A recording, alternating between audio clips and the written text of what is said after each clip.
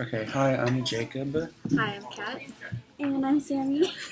and in this presentation, we're going to discuss whether or not animals experience consciousness through the philosophy of the mind and body.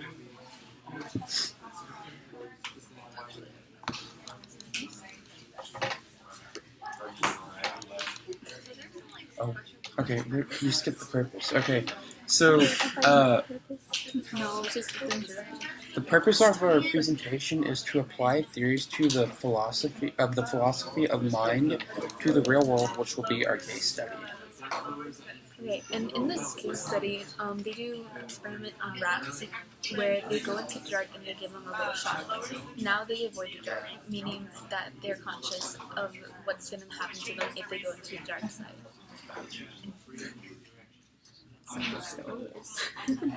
So we go.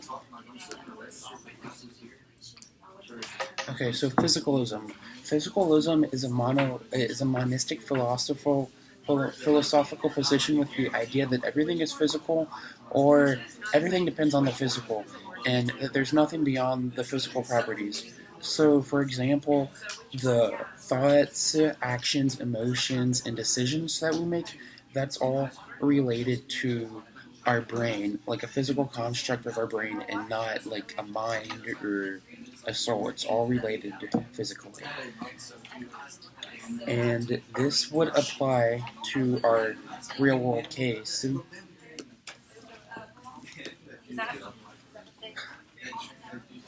Uh, because they discuss whether or not, like, animals, in this case rats, have consciousness as humans may have. So, in this case, a physicalist would they say that animals do not experience consciousness, with one reason being that animals, mammals, and birds, and many other organisms, they have the same brain structure as humans do that contribute to everything being in physical terms. So this would explain how animals' decisions and other occurrences will be attributed to purely physical terms, such as the brain structure that we mentioned, rather than like a mind or a soul that gives them a consciousness, which it doesn't. Okay, and then we have idealism. Idealism is where everything is all mental. So everything's all about perspective. Just like Dr. Taylor said, how you can move around the flower, but he cannot be the flower. It's all about perspective. And everything is seen in some type of point of view.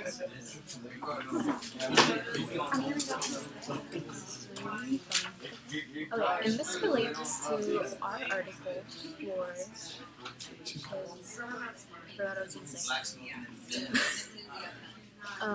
This relates because animals have consciousness, and since this is all in a mental state, this proves that the rats have mental consciousness, and it's part of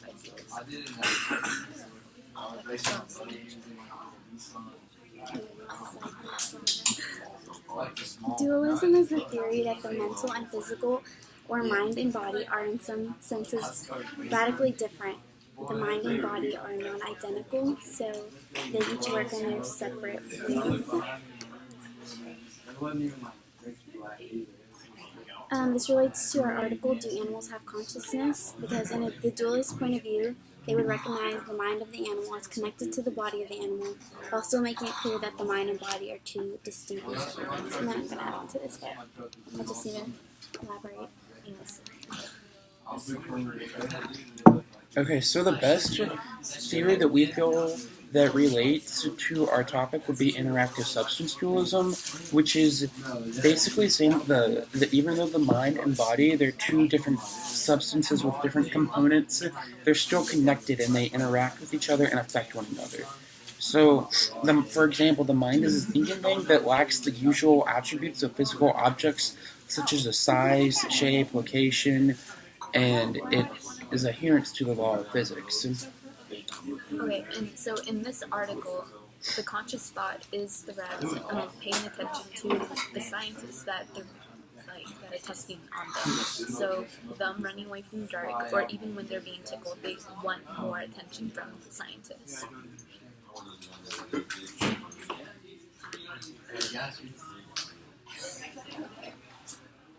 Okay, so someone might raise objections to our argument, and someone might mention Occam's razor, which is the principle that parsimony or simplicity, according to which the simpler theory is more likely to be true.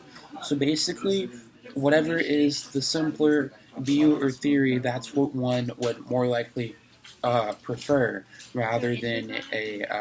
So, for example, one might just choose a monistic view because that's more simpler to believe than a dualistic position such as ours. And but our response to this is, why are we justified to think that the simpler hypothesis is true? Because there's no metaphysical or logical reason to believe that the universe is simple as it could be. There has to be something else that's like a higher power that makes the universe more complicated, because it's not as simple as it is. So, in addition, for example, some things like the existence of God is just too complicated to be placed in simple monistic terms. Okay, and then our second objection is the neural dependence, which is where everything is focused on the brain. Like we can look in someone's brain and figure out what they're thinking. Our response to that is, even if this is true, you can't technically open up a brain and say, oh, that looks like happiness or sadness, or you can't poke at it and say it's sad or it's happy. So really, it's not like.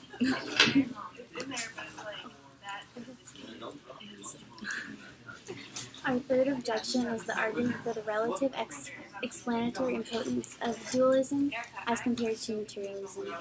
We know a lot about matter and its relation to consciousness. We know nothing about mind stuff.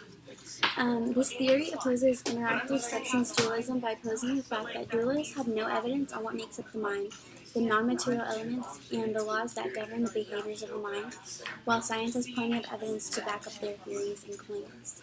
And in response to that is, dualism supports the non-physical material of the brain rather than focuses on the physical aspects that science supports. Neuroscientists, according to our study, neuroscientists cannot directly tell us about the non-physical mind, which differs from the brain because the brain is composed of physical material when the mind is considered a non-physical conscious thing. And this claim doesn't argue against neuroscience, it argues against materialism, and materialism doesn't really have, it's not really proven like neuroscience. And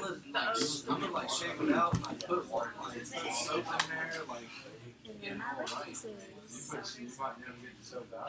that's it. That was scary. Give us the 8. We're 8 minutes.